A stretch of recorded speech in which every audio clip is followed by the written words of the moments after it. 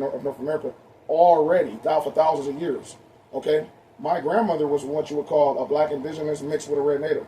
She was half Cherokee, which is red native, as you guys called it, red Native American, and she was half Choctaw, which is what was called the Afro-Asiatic tribes who were already here that they ethnocided out. See, they tell y'all about the red Native Americans, but they don't tell y'all about the black Native Americans who were here, the black indigenous. That's where the term Indian comes from the indigenous copper-colored, woolly-haired Negro tribes who were already in America. So my grandmother, and rest in peace to my beautiful grandmother.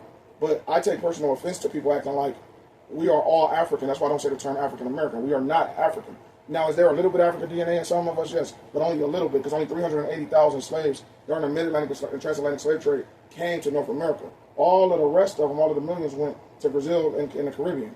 And that's if you even want to argue that it was millions. Some would say it wasn't. But I know only less than 0.3% came to North America, for sure. And those were special. They were a special, extraordinary group of people. Okay, those are the people that goes back to the Yahudim of Negro land. And you have to look up what that word means to understand, to know the truth of who is who, tribe of Judah. So those people were actually like the blood relative people of the genetic Hebrew Israelites of the Bible. Okay, that's who the particular West Africans who were sent here in slavery. They were a specific, special group of people who were amazing. Okay, so yes, we have some of that African in us, but that's not the same as all of the West African and North Africa and East Africa today of the continent. You know, because it's not a country, it's a continent.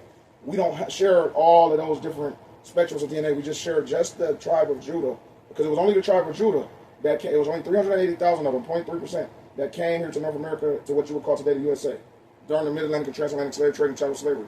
This is a fact of life, okay? So no, we're not all African. We have a smudge of African DNA in us, okay, which is only the West African tribe. And ironically, they weren't actually West Africans. They came from a place called Negritia, Negro land, where the real tribe of Judah existed. Once again, going back to Yahushua, that he was the king of our tribe.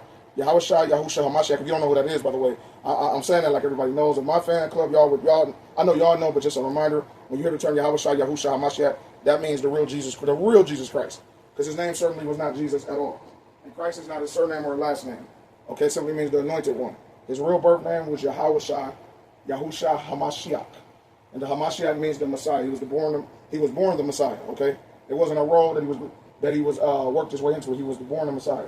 And he was the king of the only true king of the tribe of Judah. That's why right now, anytime, and the elites know this, but that's why do you think J. Edgar Hoover said what he said? Always the fear is the fear of another black Messiah, the rise of another black Messiah. Okay, that was what J. Edgar Hoover said right here in America. He wasn't over there in Jerusalem saying it, he said it here.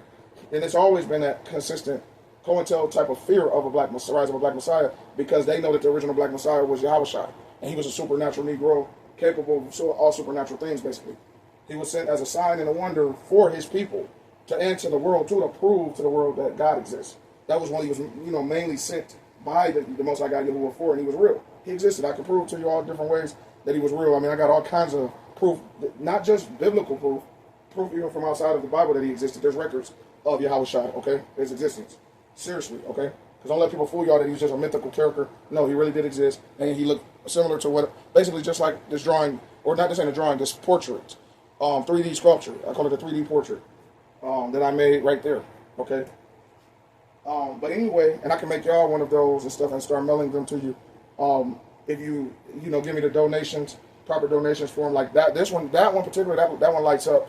It's bigger than what you see I got right now. I got the phone in a certain spot. So it's kind of looking from a distance, and I don't want to grab it because I don't want to, I'm heavy-handed. Y'all know Ronnie 2 is heavy-handed, man. So I don't want to grab it and break it on accident, even though I made it. It's still rather delicate. Okay, but anyway, the Messiah artwork, that piece right there will be about $100. It's bigger than what it looks like, by the way, because this is a giant mural behind me. As y'all see, the mural of basically like, New York City mural behind me. And then the Yahushua piece right in front of it that I made. I didn't make the mural though. So the Yahushua sculpture like that will go for about $100, and that's still a bet, right? Once you see how the material is that I make, it's handcrafted for me. I make it. I don't even like the actual. I don't want to call it clay, but the sculpture material.